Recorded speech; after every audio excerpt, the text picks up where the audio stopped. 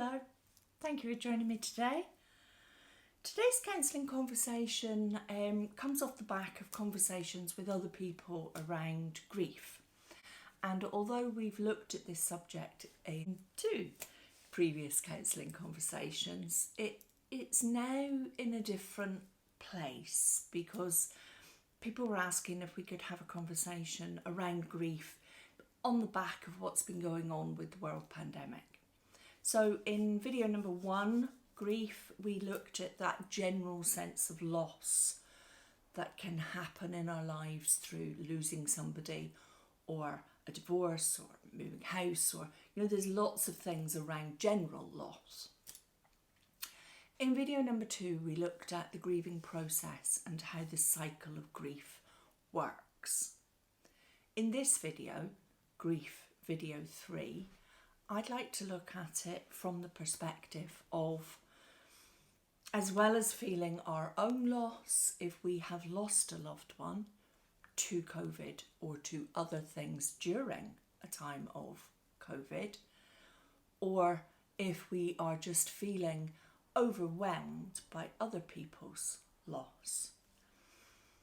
At times we can have a complete overwhelm with information about daily figures and the counting up of loss.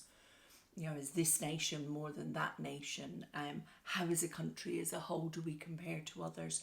And we're actually talking about death, figures of people that have died to the pandemic. As well as we all have our own individual experiences of losing loved ones, friends, family, people at work, through other things. And so it feels from the conversations that I have with others that there's this gathering momentum, this, trying to make meaning and controlling what we can focus on. I feel as well now that things are beginning to open up slightly and we can all do more. There's more people allowed in funeral settings.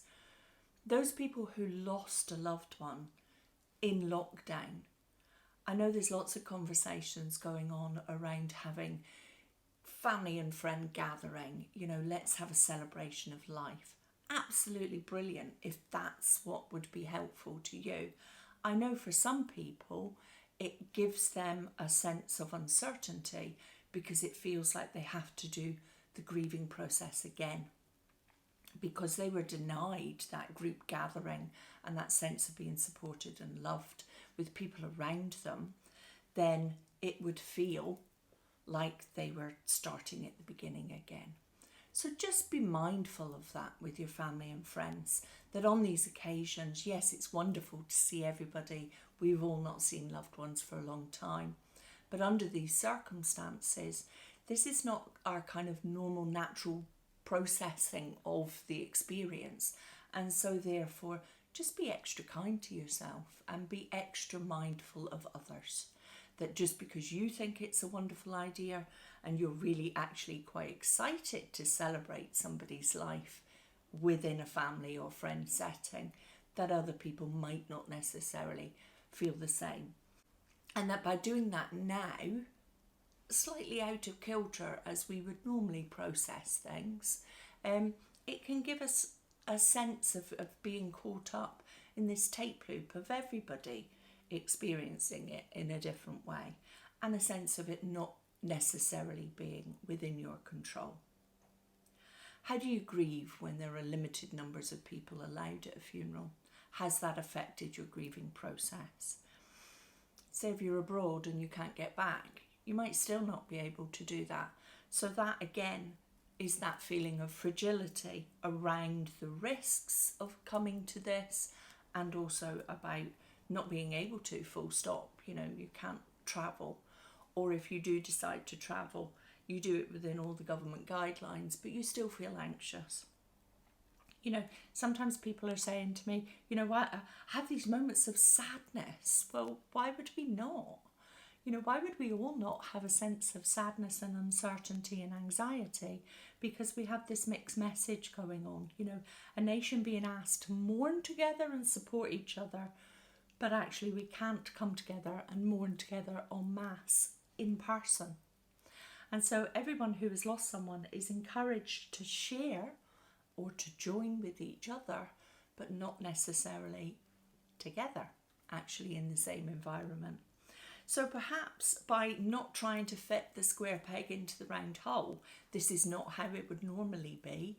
We wouldn't, lose somebody last year and then only get together with family a year and a half later, because that's what some people are facing. And so perhaps by not doing the square peg in the round hole, but saying, do you know what, this is a square peg and we have a square hole. So let's just go with what we can and let's do what we can, how we can. I think it's the comparison that can feel pressured.